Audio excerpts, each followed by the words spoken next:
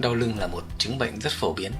Theo thống kê trên toàn thế giới, có tới hơn 90% người lớn tuổi từng bị đau lưng một số lần trong đời và có tới hơn 50% người bị đau lưng hàng năm.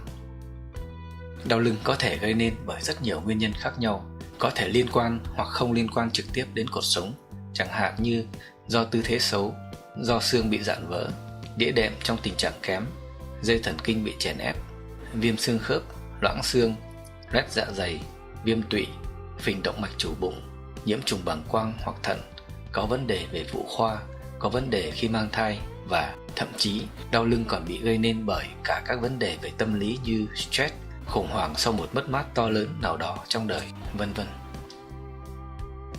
Triệu chứng: cột sống cứng và đau, đặc biệt là đau tăng khi cử động. Đau nhức dữ dội ở phần lưng trên hoặc phần lưng dưới cùng với dọc phía sau hai chân.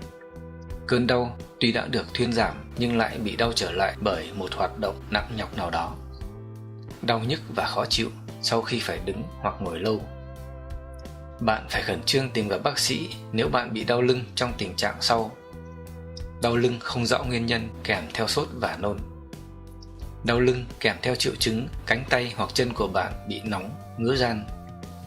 Đau lưng tăng về đêm hoặc đau tăng khi bạn nằm nghỉ. Đau lưng mà khi thức dậy thấy cột sống của bạn bị cứng hoặc đau bất thường. Đau lưng mà bạn vừa mới bị ngã hoặc tai nạn. Đau lưng mà bạn đang mắc các bệnh nan giải như ung thư, tiểu đường, các bệnh về thận hoặc loãng xương. Đau lưng mà bạn thấy bị sụt cân hoặc thậm chí tăng cân nhanh bất thường mà không giải thích được lý do. Nếu may mắn không bị xảy ra các tình trạng đau lưng khẩn cấp phải tìm bác sĩ như vậy, bạn có thể có nhiều thời gian hơn để tìm và áp dụng các phương án khác nhau có hiệu quả nhất để chữa trị căn bệnh này. Dưới đây là một số gợi ý bạn có thể tham khảo, chúng có thể giúp ích cho bạn.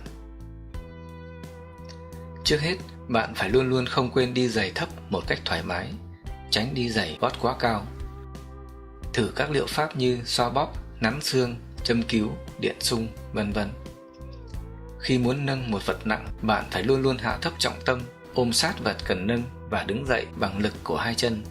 Lưng luôn luôn giữ thẳng. Tập các môn thể thao tốt như bơi, yoga, vân vân.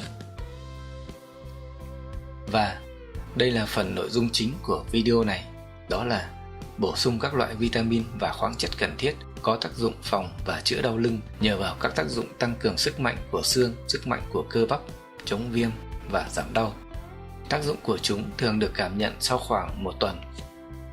Trước hết, bạn cần lưu ý phải hỏi ý kiến bác sĩ của bạn trước khi áp dụng các phương pháp bổ sung này. Bạn có thể bắt đầu bổ sung các loại vitamin và khoáng chất sau để củng cố xương và sụn của bạn. Cụ thể: vitamin C, liều lượng uống 3 lần mỗi ngày, mỗi lần uống khoảng 500mg. Dạng bổ sung tốt nhất là Bife Canxi Ascorbat. Vitamin D, liều lượng khoảng 400 đơn vị mỗi ngày và chú ý không được tiêu thụ vượt quá 1.000 đơn vị mỗi ngày để tránh gây độc cho cơ thể. Canxi và magie, liều lượng khoảng 500 đến 600mg canxi và 250 đến 300mg magie mỗi ngày. Do đó, bạn có thể sử dụng những loại viên hỗn hợp giữa canxi và magie với tỷ lệ 2:1 là phù hợp. Trên thực tế, cũng có nhiều loại được bán trên thị trường còn có thêm cả kẽm, cũng rất tốt cho sức khỏe của bạn.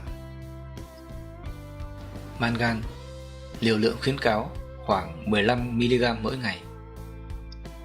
Ngoài ra, bạn cũng có thể uống thêm một số chất bổ sung khác như bromelain, một loại enzyme có nguồn gốc từ dứa, đã được sử dụng thành công ở một số bệnh viện như một chất chống viêm và giảm đau, trong các vận động và trong các trường hợp viêm khớp và chấn thương thể thao.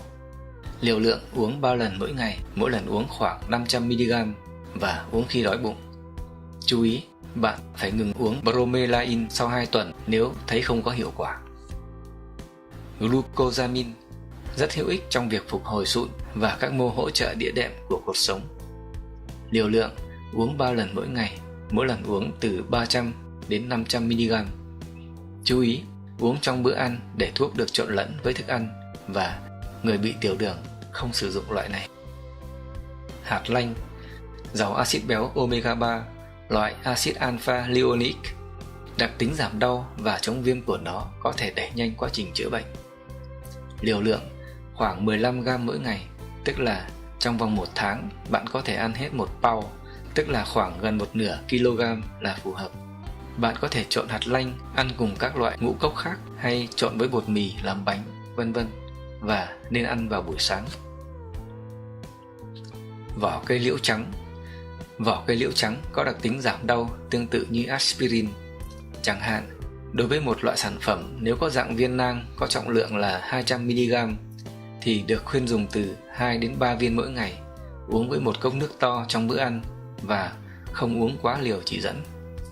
Cần theo chỉ dẫn của bác sĩ để tránh các tác dụng phụ, nhất là đối với những người dị ứng với aspirin hoặc với các salicylat khác, cũng như phải rất thận trọng đối với trẻ em. Móng vuốt quỷ. Đây là tên của một loại cây mà các nghiên cứu đã chỉ ra rằng nó có tác dụng giảm đau rất hiệu quả cho các chứng đau lưng và dường như đặc biệt hữu ích chống lại cơn đau do viêm kèm theo viêm khớp và bệnh thoái hóa cột sống. Liều dùng, bạn có thể uống từ 1.000 đến 1.200mg mỗi ngày, chia làm 2 đến 3 lần tùy theo mỗi loại sản phẩm bạn chọn mua. Axit boswellic với đặc tính chống viêm khá hiệu quả, liều dùng được khuyến cáo là khoảng 450mg mỗi ngày, chia ra từ 2 đến 3 lần uống, tùy vào dạng sản phẩm mà bạn mua. Xin chúc bạn, nếu đang bị đau lưng, sẽ tìm ra được một liệu pháp điều trị thích hợp cùng với một lối sống tích cực và lành mạnh, sẽ nhanh chóng bình phục và khỏe mạnh. Chào bạn, hẹn sớm gặp lại. Cảm ơn bạn đã xem video và chia sẻ, đồng thời nhấn nút đăng ký kênh của chúng tôi.